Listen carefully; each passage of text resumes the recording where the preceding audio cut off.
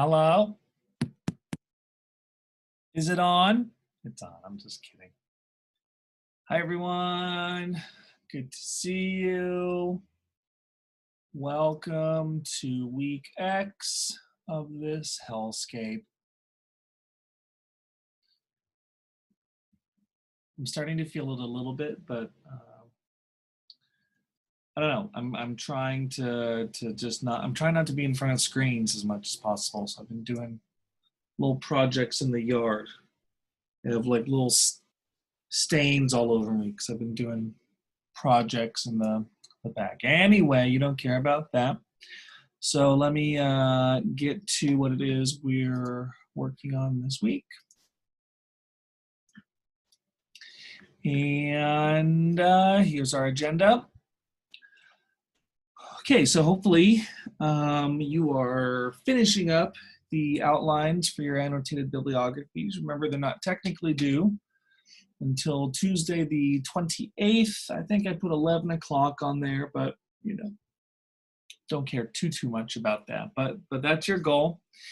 And I've already seen a couple come in, and you're following directions just fine. Please be sending me questions if you have them.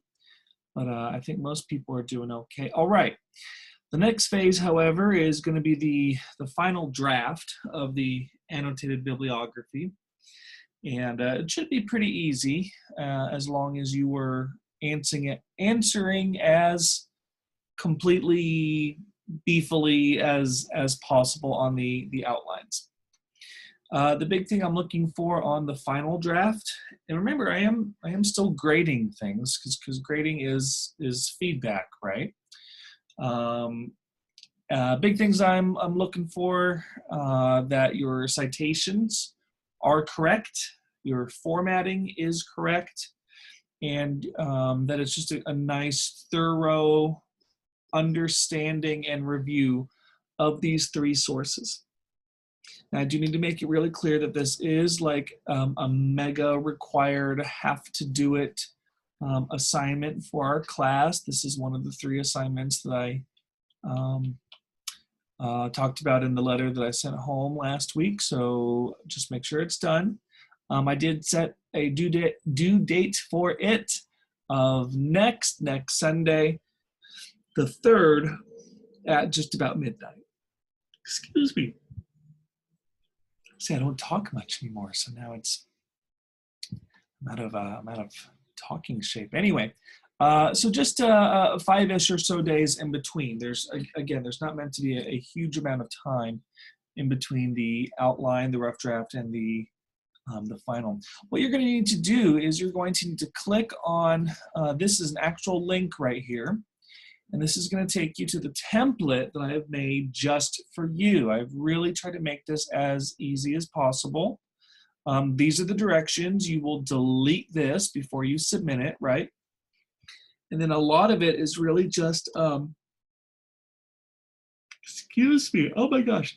A lot of it is really just covering over or typing over what it is that I've submitted here. So name, date, name, due date, class and period and teacher that goes there, annotated bibliography goes there. This is where you're going to cut and paste your citation. And big thing is only the first line. So if you have a citation that ends up being like 2, 3, sometimes even 4 lines long, only the first line is left aligned. Okay, so you have to play with the rulers and stuff up here to get those subsequent lines over this one indentation right there. And then I've created an outline for the 3 paragraphs that you're writing, your summary paragraph, your strengths and weaknesses paragraph, and your relevance paragraph. I don't feel there's a need for you to change those. If you have a strong disagreement, let me know. This is called filler language right here. It's just to show you that there is meant to be like actual language going here. I don't know what language it is. I think I looked at like, I don't know, fillerlanguage.com or something, like whatever. The length of these little paragraphs is not meant to be representative of how long your paragraphs are supposed to be, just so you know. Generally, when we do annotated bibliographies, it's about 1 page per citation, just so you're aware. And that's pretty much it. Now, what is a little bit different about this assignment is, so you're making a copy of that document, and that document is what you're going to connect to the assignment on Schoology, which is technically a Turnitin.com assignment. The two platforms do talk to each other. So now you're just going to upload that doc that I've provided for you, or you're going to make a copy of.